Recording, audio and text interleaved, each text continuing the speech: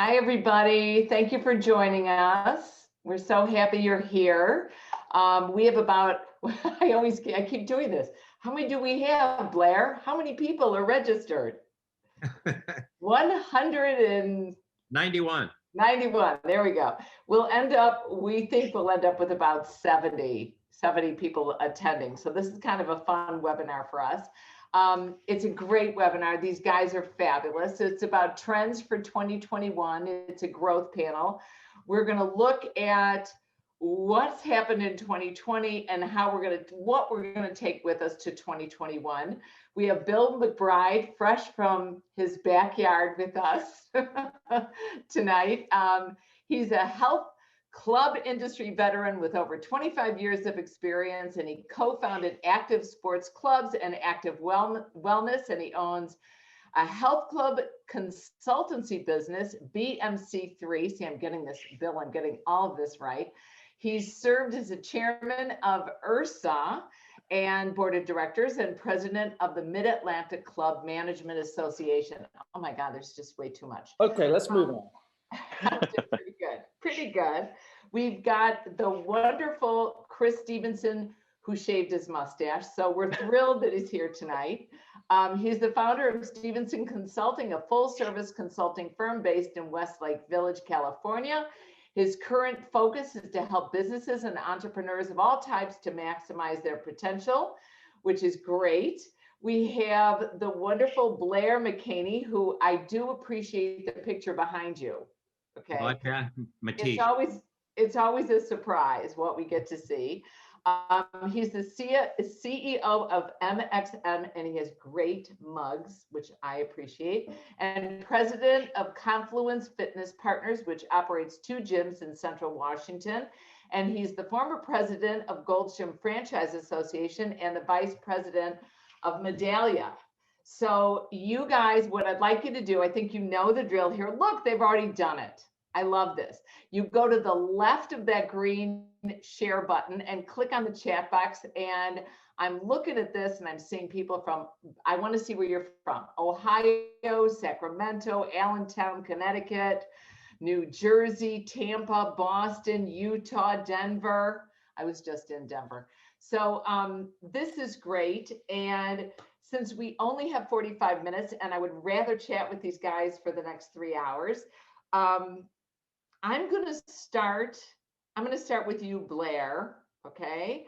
What are the major changes that you see coming out of this pandemic that will stick it to whom? I'm not sure, but stick in the new normal.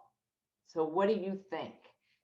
Oh, geez. So, everybody's talked about virtual, so I don't want to go there. And I frankly feel like we've maybe over-indexed a bit on virtual, but there are other things that have been forced that better stay. And that is the functionality of apps and how we have enabled customers to do more and more things easily on an app that our industry, maybe because it's so fractured and there's so much SMB or small medium business in our industry, that we haven't really kept up to speed with other industries. And I think that has vaulted ahead. And I think that's not only going to stay, the functionality of apps and making life easier on that app. I think we're going to see a lot more innovation around that. I think that is one of the key things. I saw Bill nodding. Yeah, I think it's bigger than the apps. I think that's a big piece, and I agree. We've over-indexed on virtual. To me, there's 3 big things. One is big tech, and big tech, I mean Apple and Lululemon, and I'm calling Lululemon tech, but really, lifestyle. Big tech / lifestyle. Lululemon's purchase of Mirror, Precor, and Peloton. You've got big tech, Apple with the watch and major innovations with the watch.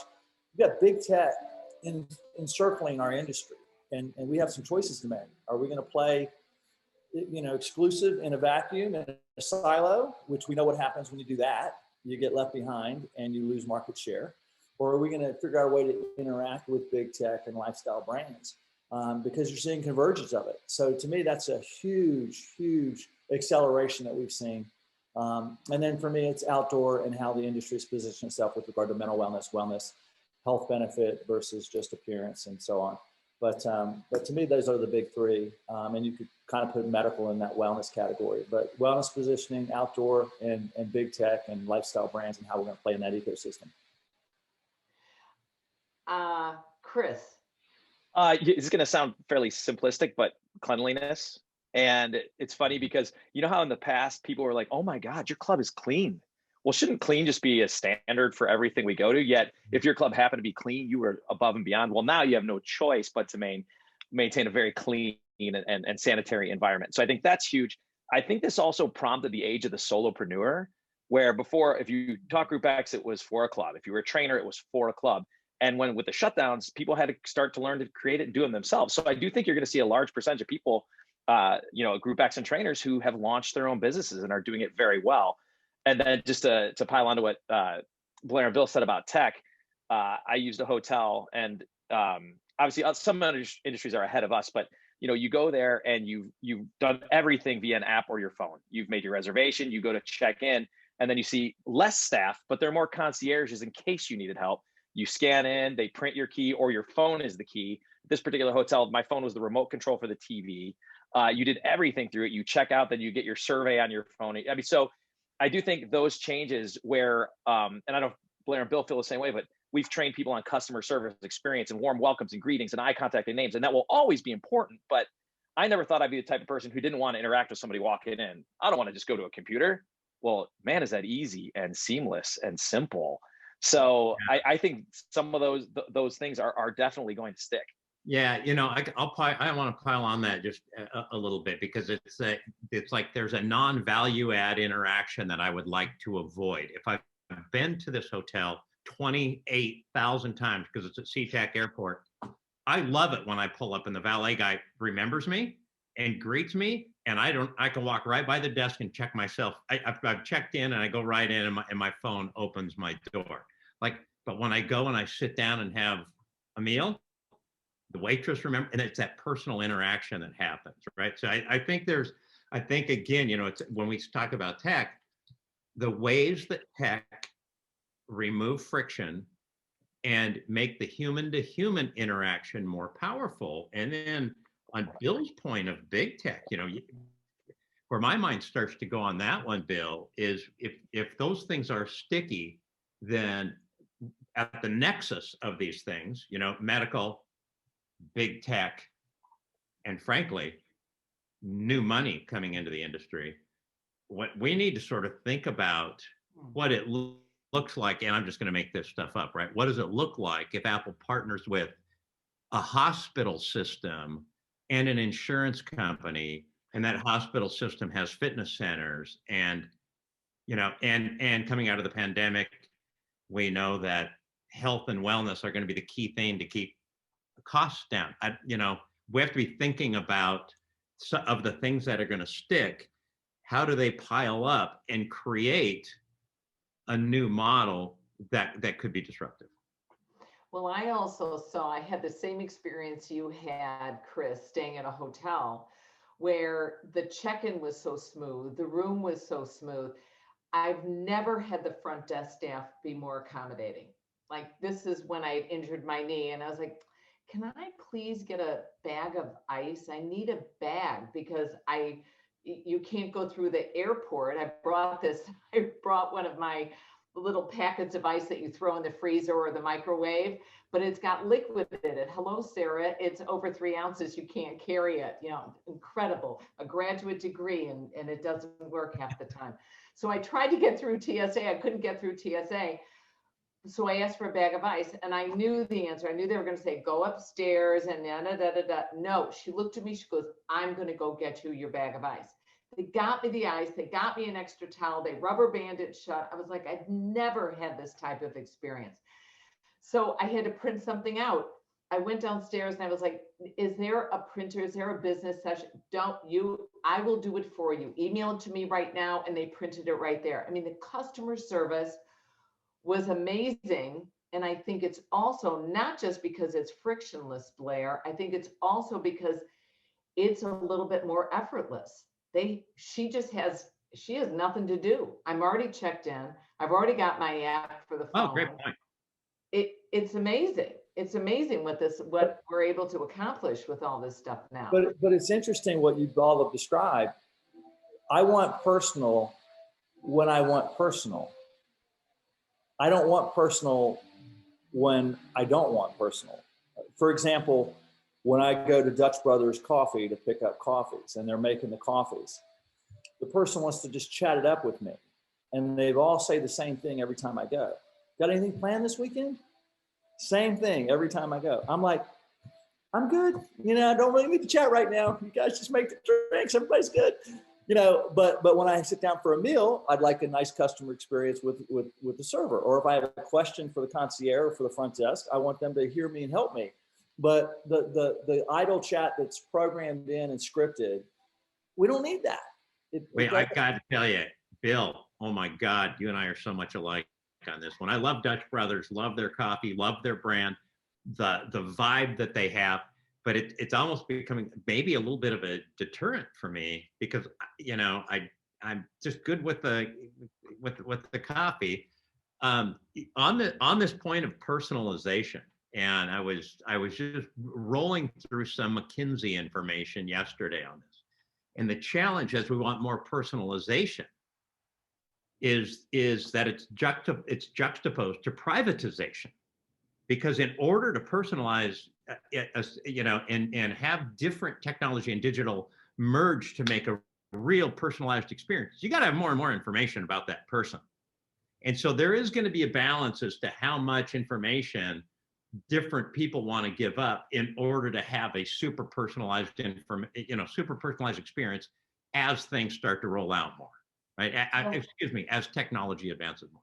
And you look at what happened in America where we're trying to do contact tracing. Oh my gosh, you mean you want to know where I'm going, what stores, what this and that? I'm like, sweetheart, if you have a cell phone, we already know all this. Don't worry about contact tracing. I think that's important. I think it's interesting about the contact, because I just read in the chat box, nothing will ever replace good customer service. And I think that's great. But customer service can also be, it's so smooth, you leave me alone. So like we just had a big meeting with SCW just this morning with our customer service person saying, we're always getting questions on this. And I'm like, I don't want them to email us. I don't want them to call us. I don't want them texting. Oh, that's terrible. Everybody on this call, please text, do what you want to do. But I want to make it, I'm sorry, I want to make it such a smooth experience that you don't need to interrupt your day and pick up the phone or text or call or email. So we talk about all the questions we're getting and all the contact we're making with people, and we take really good care of them. But I want to stop that because the experience is so smooth. So you're right. It's like this intersection, you know, of accelerating the virtual and making sure it's a smooth experience and yet personalizing it all. And knowing the difference, right? I think that's the critical thing. Knowing the difference where the person wants to be left alone or when they want interaction. And one of the companies that did this best is Danny Meyer Restaurants. Man, they train people to watch the cues and know when to step in and know when to leave people alone. And getting that right really helps so much with the customer experience. And I so agree with what people have said here about nothing replaces that. So Chris, how are we going to apply this to our boutique studios, to our larger health clubs, to our YMCAs? How are we going to integrate this? Well, I think the overall concept, and you know, Blair talks so much about the customer journey, is you look at the customer journey and all the points, and how do we use technology to make it frictionless, and how do we use a human interactive piece at each one of those to make it the best experience possible. That's part of it. And then also, as you guys were talking about these there's energy clubs in the UK we do a lot of work with, and they have user profiles, and they divide it into 6 different types of users. At one end is the nervous beginner, and their staff is trained to recognize the cues on what this person looks like and how they would interact with that person who needs more hand-holding, who wants to have a long greeting when they come in because they're already nervous and we're apprehensive about coming in. At the opposite end of the spectrum is the savvy exerciser who has the noise canceling headphones, walks in, barely makes eye contact, And it's funny because I was even guilty of it earlier in my career, but you know, when you do customer service training, you're like, greet everyone and smile and interact and find out their name and just everybody. No, not everybody. Certain people will like that experience, but recognizing the cues of people who simply want checked in and maybe, how's it going? If you need anything, let us know. Let them be. So part of it's just training and learning, as Blair was saying, with the cues of the different type of exercisers on the spectrum. And trying to deliver the experience that they're looking for. You don't define a great experience. The end user defines the experience that they want. And when you can provide that, that's huge. And Bill, you mentioned, we've kind of stayed into this virtual customer service vacuum. I'm not quite sure if it's a vacuum, but you talked about outdoor and you talked about wellness and mental health. Those are huge topics in and of themselves. First of all, how are we going to integrate and keep the aspect of outdoors? Yeah, I mean, I've been to Blair's facilities and he's got some nice outdoor spaces that he's enhancing even further if he hasn't done it since our visit. But people now realize that, hey, I got limited square footage inside and most places have at least 6 months of the year that are very usable. Many have 9, you know, some may have a little bit less. But we have all this other outdoor space, and how many times have we tried to bring the outdoors indoors in our design elements? You know, how many times have we looked at design elements to bring the outside inside of our facilities? And I still think that's brilliant and the way to go. But now we're going, oh, I have this outdoor space. How do I design it to be a destination and a feature of it in and of itself? How do I not just make it a concrete slab with some turf on it and throwing out some equipment, but, you know, planters and, you know, maybe a water feature, whatever, but making it more of a destination and appealing and attractive that fits your brand. And then not making the mistake of, let me outside the same exact stuff we do inside. And, you know, one things that I always think about is in the variety program. But Bill, we're losing you just a little bit. Actually, that could be. Actually, that could be a good thing. You know, swamp coolers, fans, heaters. What? We were losing you a little bit, and Blair was kind of happy about it, and I'm trying to control him. But I can't. I'm sorry. Yeah. I'm sorry. But well, because Bill and I, we talked about this outdoor stuff a lot. People would rather do things outdoors than indoors. And if you think about the temperature change that you can tolerate outdoors and still enjoy yourself, it's huge. And the temperature change inside is tiny. You know, so that means that you have these months, depending on where you are, you know, that you could actually really, you know, have a lot more outdoor space used a lot longer. Yeah, and go ahead. Oh, I was gonna say the other thing too is, you know, we were using like Bill said, be intentional about it. It can't be, we threw some stuff in the parking lot and we're out here because we can't be inside. Create an outdoor experience where people can choose to work out inside or outside based on their preferences. I know a lot of people that never really worked out outside did so because they were forced to, and we're like, this is pretty cool, like as Blair was saying, to be outdoors. But I think one thing too is you want to prepare people to work out outdoors. So informing them, hey, bring, you know, layers if you're coming early, and a drawstring bag so you can take a layer off as soon as you warm up a little bit and throw it. Wear the right kind of shoes to be outside. So I think part of it is preparing the person to work out outside effectively. Yeah. Now, I'm going to play a little bit of devil's advocate here, okay? Because that's kind of my job, and I end up doing that. But I, you know, I have to be honest with you. If I have a chance of doing yoga in my backyard I'm doing the Buster dance, which means my dog's name is Buster, and I know I've cleaned up the poop, but there's always that, you know, little element of surprise that comes up when you're doing downward dog and you look side to side. So I've just craved to go into a studio. I really have. And I think that I do want to go indoors. But one thing on the flip side of that, I think a lot of people have effectively been able to take a grass experience and move it indoors with turf.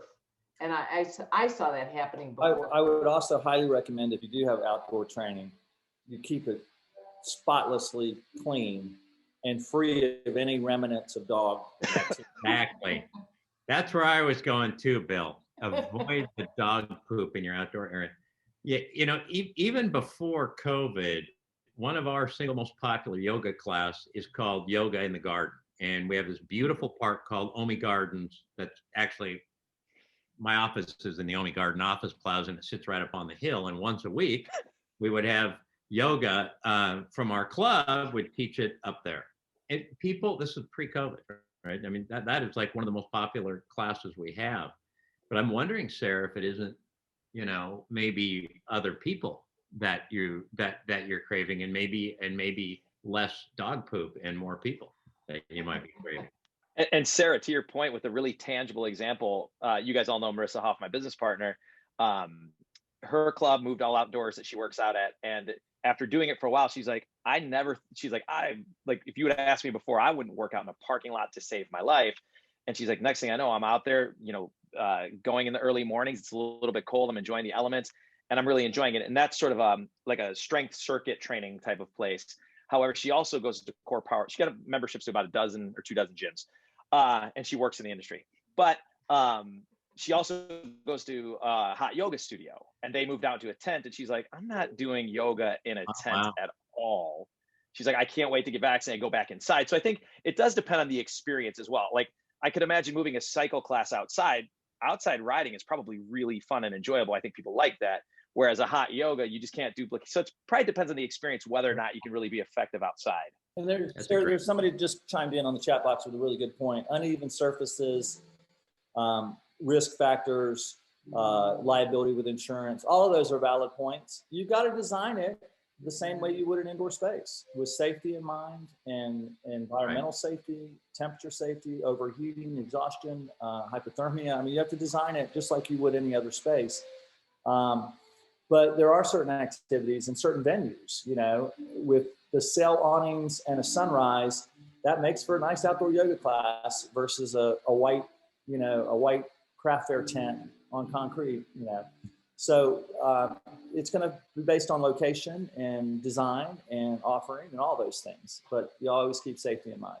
And I think some of the elements that you described, we kind of lost you for a little bit. I think you were talking about outdoor fans, making sure that there was plants and flowers, and you felt like you were going to have an immersive experience. And I think that we've spent so much time in front of a screen that we just crave to get away from a screen. So remember, we were, the first thing, Blair, that you mentioned was hybrid. I don't even want to talk about it right now, but it's on a multiple levels there. It's like, oh my gosh, if I do one more screen thing, it's gonna be crazy. And Blair, Bill, you also talked about wellness and mental health. And I think that that's very, very important, because I think we had time during the pandemic to review discrimination. We had time during the pandemic to look at mental health and see, take away some of the negative impressions we had of, mental health, of mental illness. So I think these are benefits that we're able to take along with us after the pandemic, and, hopefully lift up our society as a result. I think what business we're in is completely shifted for a lot of us. Mm-hmm. Are we in the fitness and aesthetic business, or are we in the health and wellness business, or are we in the making people happy business? Are we in the providing a lifestyle experience that is accretive to somebody's overall well-being? I mean, I think there's a big shift there. We're doing all kind of medical wellness integrated approaches with 2 of our models. And one of the things I'm getting into now is pre and post surgery conditioning programs for surgical centers. And so if my BMI is high, even if I'm going to get a hip replacement or knee surgery, if I'm overweight and sedentary, I'm not going to fare as well through that surgery and recovery as if I were in better shape going into that surgery. And so, with Cancer Fit, orthopedics, there's a lot of opportunities for our space to contribute to pre and post physical conditioning for surgical events. And that's just, one small thing that has billable codes if you're under the supervision of a medical practice. So there's so many things that we haven't even touched on in our industry in large scale with regard to medical integration, wellness, and being a part of the true continuum. But the mental aspect, the happiness factor, the social factor, to me, those have always been drivers for me personally, versus training for an event to be worked out. Those have all been kind of words a little harsh. So I think there's a shift and an opportunity to really go, hey, we might be in a little bit broader of a business than we thought we were for amendments. Yeah, Bill, did you do this before the pandemic, or is this just kind of evolved out of 2020? No, we've been working on the medical integration continuum for years. Active wellness that's kind of our thing, but we've accelerated it through this because we had more planning time, we had more opportunistic time, more need to look at those sectors. So like everything else, it's accelerated through the opportunities. Right. On that topic too, I think, and it's probably different in states that have been open a lot longer. It's interesting how the customer has started to describe the loss of their club.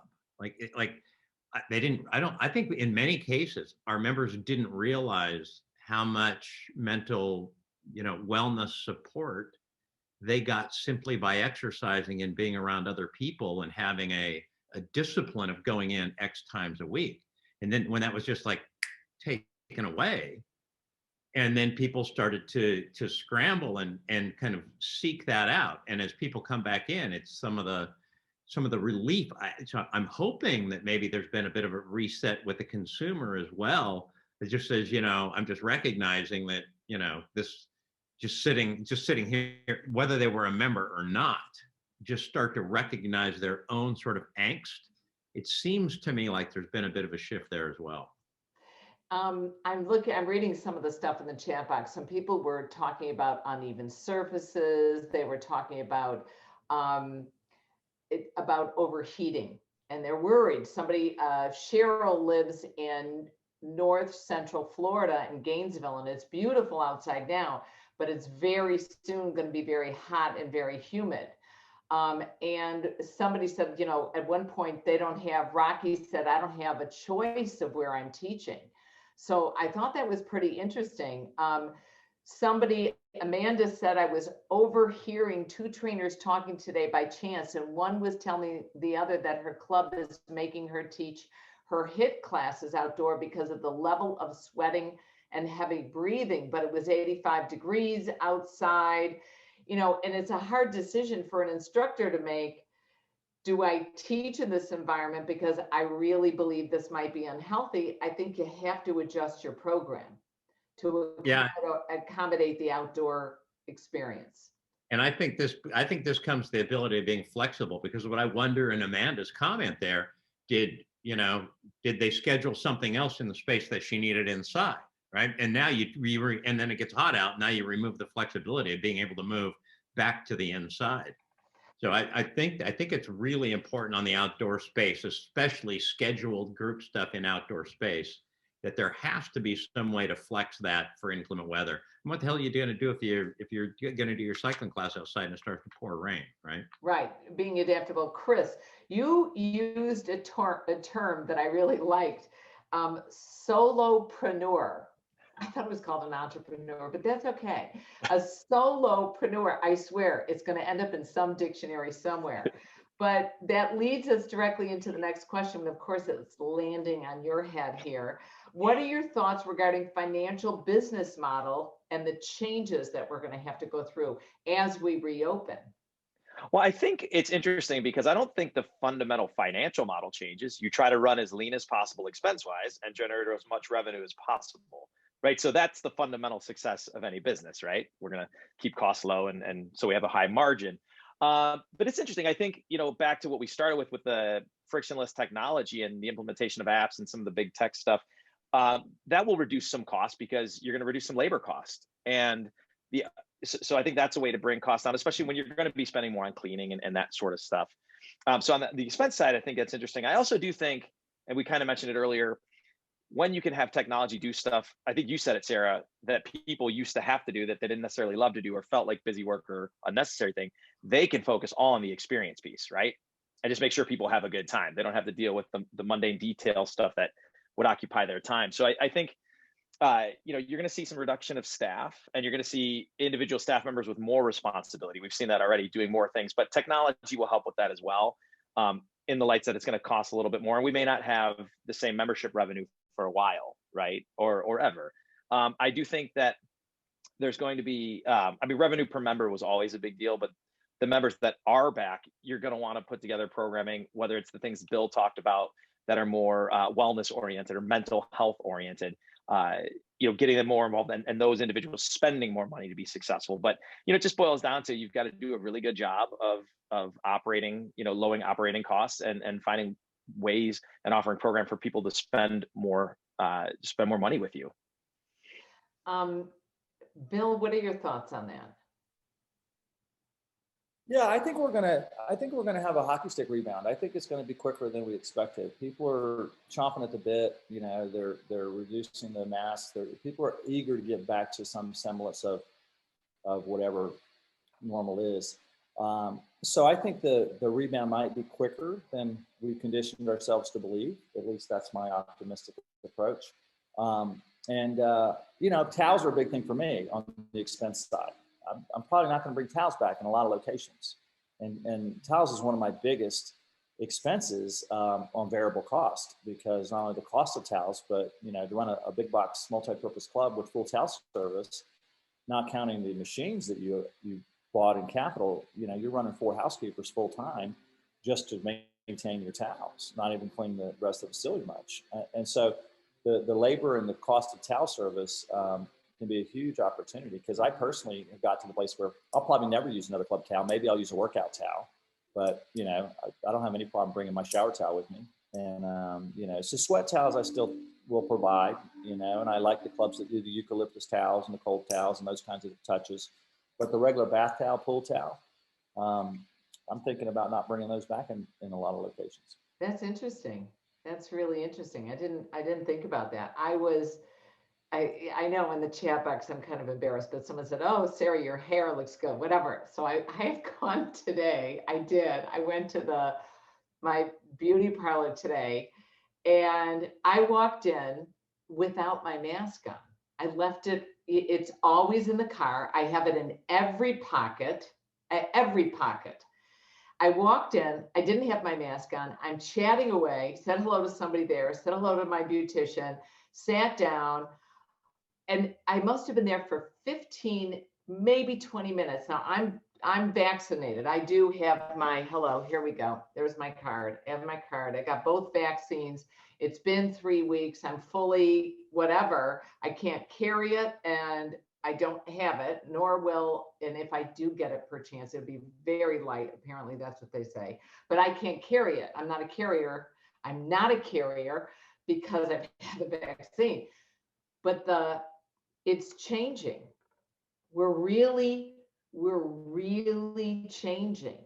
So how are we going to open our facilities? And when the government changes the regulations like they have, let's say in Texas, okay, maybe it's a little precipitous in Texas, but very shortly, Biden keeps saying by July 4th, we're going to be able to have crowds. We're going to be able to take our masks off. I'm not sure if we can take the masks off in the crowds, but is this going to end up to be a natural evolution, like stupid people like me leaving the mask in the car and just kind of showing up? And there was another lady in the salon that wasn't wearing a mask, and yet the 2 people working there were wearing them. How is this going to open up, Blair? Yeah, because we work with a lot of clubs all over the country. I have some very large customers in Texas, in Florida, certainly on the West Coast here. And there's some real problem, and this is going to have to be managed. You need to manage the ramp down of masks, because what's happened in Montana, what's happened in some places in Texas is, you have a certain population that has been willing to come in and exercise with a mask on. They have an attitude about that, right? They have a belief about that. They have a sentiment about that. And then if masks suddenly the next day, let's just do it like a light switch instead of a rheostat, right? So then you remove the mask policy. Now you attract a different part of the population that has said, I ain't coming back till you get rid of the mask policy. Now, and I'm not, so this is why I'm suggesting, don't do this overnight. You have to figure out a glide path for this. It's not just, is it safe to have masks on? It's, is it safe to mix those two populations all at once? And I'll tell you, the answer is no.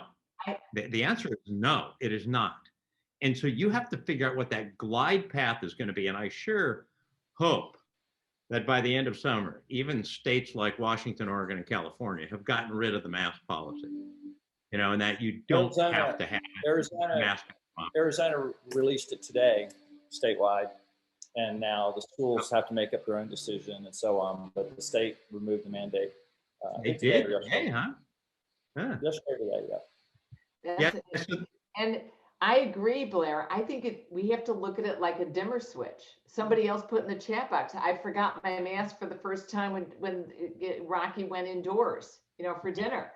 And it's just this, it's like this evolution. Yet I almost had a heart attack when I walked into my physical therapist's office to do the knee rehab. And the woman downstairs in the building had her mask like under her chin, you know, that drives me crazy. And she's on her phone, and this delivery guy walks in without a mask on. Now, I'm fully vaccinated, but a lot of people in the physical therapy haven't gotten their shots yet. So it does have to be that dimmer switch. And I think on the question that you asked about the business model changing, I really agree with Chris. I don't think the core business model changes. It's a subscription business. It should be a monthly subscription business at the center. And then it's how do we get more people to have subscriptions up to some point, and how do we get more for that subscription? So I don't think that's really going to change, but there are other things changing, and Bill knows a lot about like standards that are out there. And I think we have to really be out in front of where are those standards going to come from? Because I do think that's going to change. I'm going to tie this back to the mask for a minute. And I want you to think about what if and why you should be involved in policy if you can. And please go ahead. What if a standard comes out? If our new partner in creating standards is your state, if that eventually happens, and what if a standard comes out that says every flu season, if infections hit a certain point, then we're going to require masks indoors? I think you really need to project out what the possibilities are, not just think kind of what is that, what are policymakers thinking, but what could they possibly think? Chris? And I think standards are going to be a big change, and we shouldn't just think about it about physical plant stuff. There might be policy standards that come out, and you're going to get a grade A, B, or C, or close your doors when somebody comes in and inspects. Chris, you were nodding. No, I agree. And I don't think standards are a bad thing. And I think we were a weird industry for a long time who fought any kind of standardization or anything. And now we're begging for it. Well, the good clubs, the good operators like people on this call are begging for it. I think it's a great thing. And I think that's going to help raise the integrity of our industry in general, because COVID showed us that exercise is essential, but it said clubs, facilities aren't essential, right? And that was what we needed was we as providers are essential. And I think, again, things like higher standards, and if some people don't meet them, like Blair said, get your door closed or get a bad rating. It's just going to help the integrity of our industry, because when done correctly, we're the best industry in the world. Because everything people said on this call, it's not like we just help people lose weight. It's the mental health aspects. It's building community and relationships and support and helping people with anxiety. And it's just an incredible industry. So I think it's all a good thing. It makes people work harder and work to a higher standard. And I think it's awesome. Yeah, I completely agree. And if you think about, standards and licensing, right? Licensure, that's something that we've avoided tremendously, licensure. So with the Washington Fitness Alliance and conversations with the governor's office here, when they did the second shutdown, they shut clubs down, but they did not shut down where tattoo parlors, massage parlors, nail salons, hair, they didn't shut any of those down. And in the conversations with the governor's team, I said, how much of this is because they have licenses that you can take away if they're not in compliance? And he said, it's been a big part of our conversation. And we don't have that license, but a restaurant has a liquor license. So there's a way, there's a way to punish. There wasn't a way to punish clubs for bad behavior. And so they just said, screw it, don't let them open. That was part of the decision making, especially in the second shutdown here. Bill, you're doing a lot of work with IHRSA. Where do you think they land on that issue? Yeah, and you're close to all that, Sarah. You've added a lot of expertise to the standards committees and conversations in industry at large. And thank you for that. IHRSA's in a place right now where they're reviewing their code of conduct. So IHRSA's big lever if a club acts egregiously in any way, from business practices to unsafe conditions to criminal activity, IHRSA's big lever is to revoke their membership and kick them out of the association. So IHRSA's looking at their code of conduct because that is their current lever. I think we're going to share a little bit about active and safe and the commitment at the end of this call, Sarah, which is what we've revised with IHRSA to really get out there and say, hey, make a commitment to these things to increase the safety and efficacy of your facility through cleanliness and safety and social distancing and so on. Sarah's going to share some information on that. And then the third pillar in what IHRSA is doing is working on best practices that they can continue to share with the industry. There's international standards organizations that do standards, and IHRSA is working with those groups to align. But we do have a little bit. We have we have our AEDs, we have our health department. Health department will shut down a pool in a heartbeat. If you have a cafe, health department will shut down your cafe in a heartbeat. So clubs do deal with government agencies on certain licenses and standards in certain micro areas. But we have resisted it, and it's time that we get on board with a standard of care that's at the highest level of professional expectation for consumers, government agencies, as well as healthcare carriers and providers. So yeah, and Bill, you and I have emailed about this, and I did a little bit of investigating into licensure, and the reason that the government licenses restaurant is because you could really pass illness very rapidly through the food, and there's 990,000 restaurants. Now, salons, even manicurists, you're cutting flesh, you're cutting cuticles, and you can pass disease again through a pedicure, through a manicure, and there's 220,000 salons. Now, according to IHRSA, there's 41,000 health clubs. Even in the best case scenario, if you integrate everybody, it's maybe 100,000. The licensure for a government to step in and license a business, it's a huge expense to a government. So that's part of the hesitation. And if they create this licensure for the health club industry, the big businesses can afford this hefty license fee because you can't disseminate it between 990,000 restaurants or 220,000 salons. You've got 41,000 in the health club. Now, if it's an essential service, and I think we're getting much closer to not just being rehab, not just being a fun place to meet people, it's prehab. And they've documented repeatedly that the individuals that are most prone to die from COVID after you look at their age are individuals that are obese, overweight. And obese does not mean you're 300 pounds. Obese means, you're 30 pounds overweight. It doesn't mean you're hundreds of pounds overweight. It means you're obese. And this is where we come into being a very important essential service. And this is where IHRSA elevates their value. And I think the need for the industry to come up with standards, because if we don't adhere to the standards, we're not going to be respected by the public. They're going to think we're someplace where people jump around half naked, without masks. I'm seeing all these people wearing like these masks, right? Right, whatever. All right, we are just about, of course, out of time with the mask analogy. So I really appreciate Blair and Chris and Bill joining us on time for the webinar. Thank you. Mike Lieber, who is a godsend and helps run all these things. I'm going to end.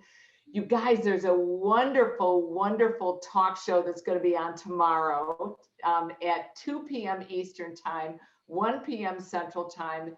Bill, don't be late. It's at noon Mountain Time. And it's at 11 o'clock Pacific Time. It's called Talks and Takes. I'm going to show you guys a little video here so we can watch it.